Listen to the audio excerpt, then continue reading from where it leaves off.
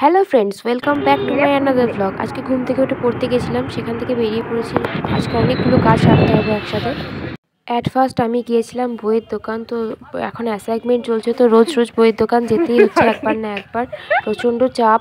তো এখন বইয়ে কিছু জিনিসপত্র কিনবো। দেন আমি গেছিলাম ছিট কাপড়ের দোকানে। হ্যাঁ, আর কি সরস্বতী পুজো আসছে সামনে, সেটারই একটু আগে থেকে তোড়জোড় করবো। তাই গেছিলাম অশোকে, কিছু কাপড় পছন্দ করছিলাম, এগুলো আমরা নিয়েও ছিলাম।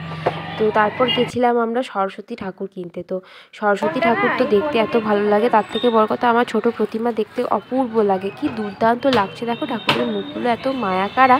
আমি না কিনলেও প্রত্যেকটা দোকান ঘুরে ঘুরে ছোটো ছোটো প্রতিমাগুলোকে দেখেছি। আমার যদিও ঠাকুর অর্ডার দেওয়া ছিল, সেই জন্য কাকু ভেতর থেকে বের করে দিচ্ছিলো আমার ঠাকুরটা। ততক্ষণ আমি ঘুরে ঘুরে একটু ঠাকুরগুলো দেখছিলাম, মন প্রাণ জুড়িয়ে গেল ঠাকুরের মুখগুলো দেখে।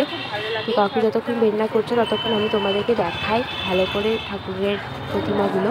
তো বাড়ি আসছিলাম, আমি শ্রেয়ার সাথে গেছিলাম যেহেতু, তো শ্রেয়ার সাথেই ঠাকুর নিয়ে বাড়ি ফিরছিলাম। প্রচণ্ড খিদে পেয়েছে, তাড়াতাড়ি করে বাড়ি যেতে হবে, সকাল থেকে পেটে একটা দানাও পড়েনি। তো চলো বাড়ির দিকে রওনা দেওয়া যাক।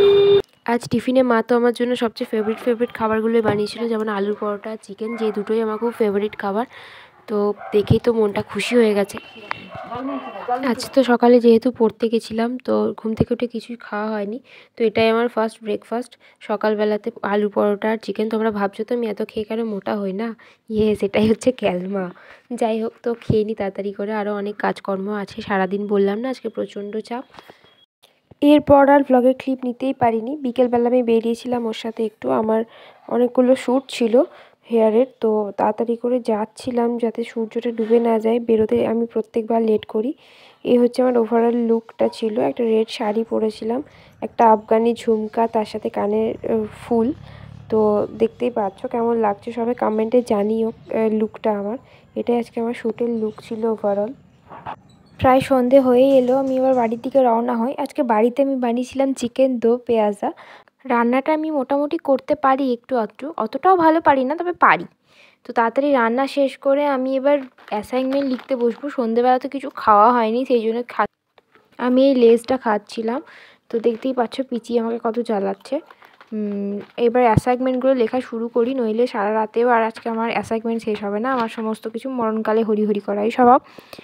সো আমি পরীক্ষার আগের দিনই অ্যাসাইনমেন্ট লিখতে বসি। কালকে পরীক্ষা জমা দেওয়ার ডেট, আর আজকে রাত্রেবেলা আমি সমস্ত অ্যাসাইনমেন্ট নিয়ে বসেছি সেটা কমপ্লিট করার জন্য।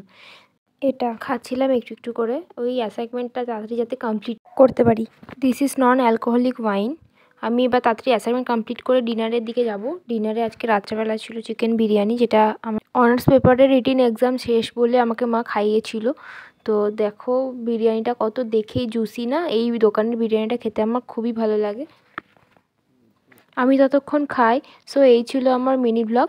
তো সারাদিন যা যা করলাম সবই তোমাদের সাথে একটু একটু করে শেয়ার করার চেষ্টা করলাম।